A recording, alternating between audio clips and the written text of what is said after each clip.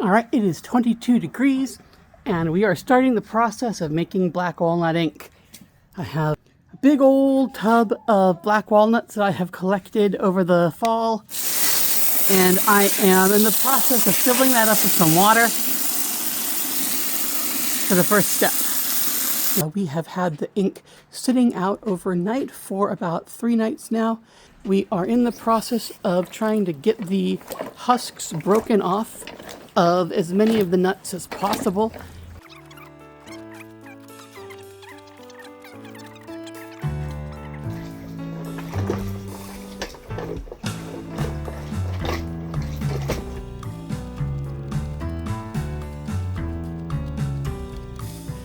Okay, we've spent a little bit of time separating things out. There's a few stubborn nuts still on the surface that aren't coming apart, but the majority of them are now pulped and steeping. You can see the quality of the water is already even more inky. The splashes that we're getting are already more saturated in color than the old ones were.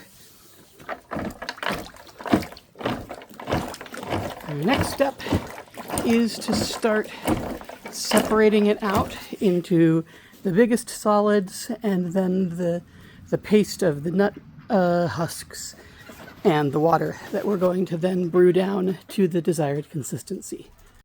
For this next step, we have a little sieve that I've created out of hardware cloth and zip ties in the other bucket.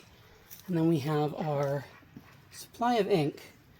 I'm just going to start dipping bucketfuls of it and sieving them through.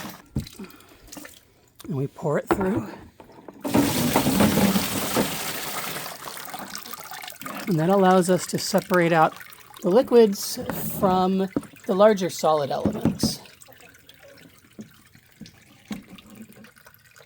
We have now done the first separating pass. So this was the big tub. It's been emptied. You can see it's starting to get inky. This is the first sort of strained amount of water. And then here we have the remaining solids and husk fragments. And the next step is going to be to pour these into the big tub again and add a little bit more water and do everything again, just to extract as much pigment as we can from this batch.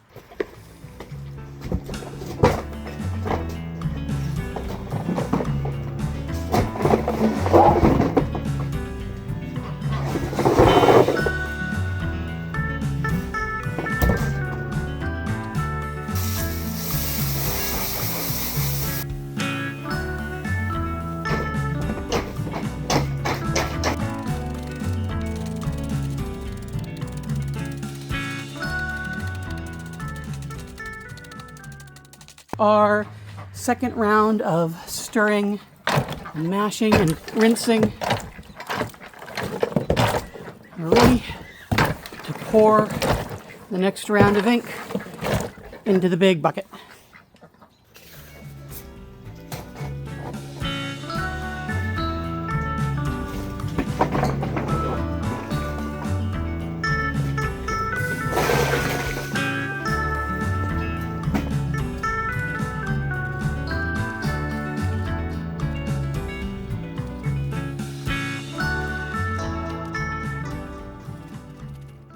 I have done one more round of smooshing and straining with a little bit of water, and there is a tub that is completely full of the first stages of the ink.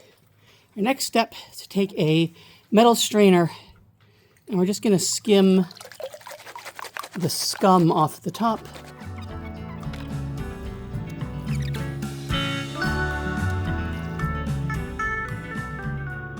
Okay, we have now skimmed all of the initial sort of schmutz off the top.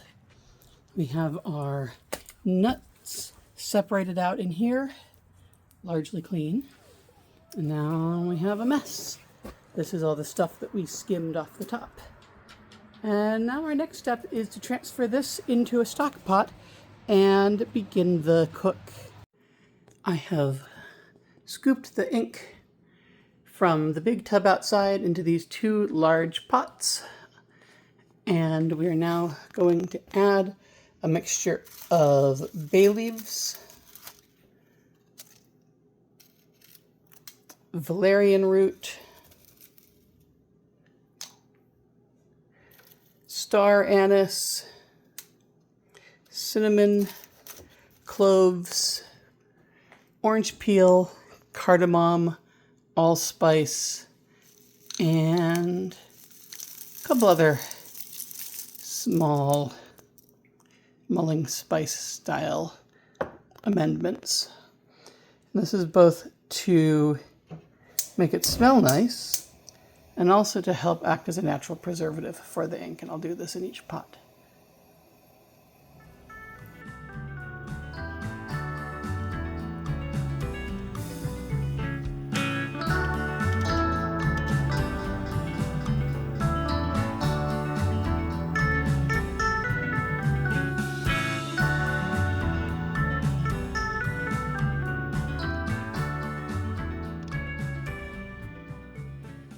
All right, we've reduced this one by about half, and it is now ready. And we have reduced this one. The last stage of this process is to press the pulp out of the ink so we're left with something that is filtered and free of extra particles and like schmutz and stuff. And so to do that, we have this contraption.